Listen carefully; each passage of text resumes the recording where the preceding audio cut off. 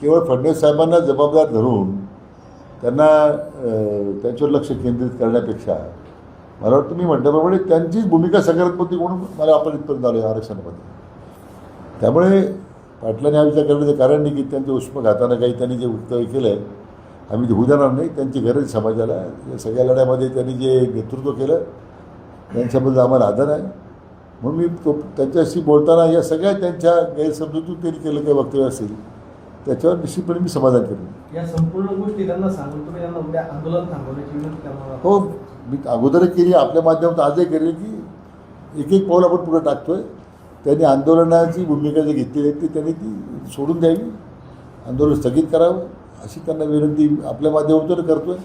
उद्या समक्ष भेटून करणार आहे. विधान परिषदेच्या निवडणूक आता स्थानिक स्वराज्य संस्था प्रतिनिधीचे होते. अहिल्यानगरचा उमेदवार कोण असणार आहे? कारण अनेक नावांची चर्चा आहे, ज्यात सुजय विखेंचं देखील नाव आहे. मला कळलं नाही की सुजय विखेंचं नाव कोण आलं, मला कल्पना नाही ना. ते पार्लमेंटरी बोर्डात जे नाव सुचवलं गेलं त्यात सुजयचं नाव सुद्धा नाही आहे.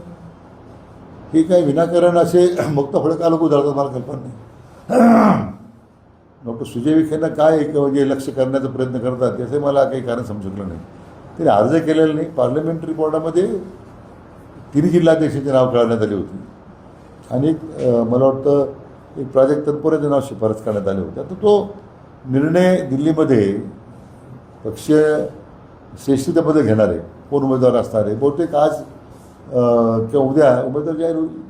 तनपुरेंचं नाव म्हणजे तुमच्या कमिटीने जर दिलेलं असेल तर मग ते उमेदवार मला अधिकार नाही ना. उद्या असे राजकीय प्रक्रियेमध्ये जेव्हा हायकमांड निर्णय करतो सर्व बाजू विचार करतोय म्हणजे त्यामुळे आज तो काय अधिकार मला नाही आहे. पण काँग्रेस हायकमांड सॉरी 30 मेला त्यांच्या भाजप प्रवेशाला देखील चर्चा आहे, काय करते नाही अशी मला तर काही कल्पना नाही. म्हणजे तुम्ही जर जाहीर केली असेल मला कल्पना नाही, पण माझ्याकडे काही माहिती नाही.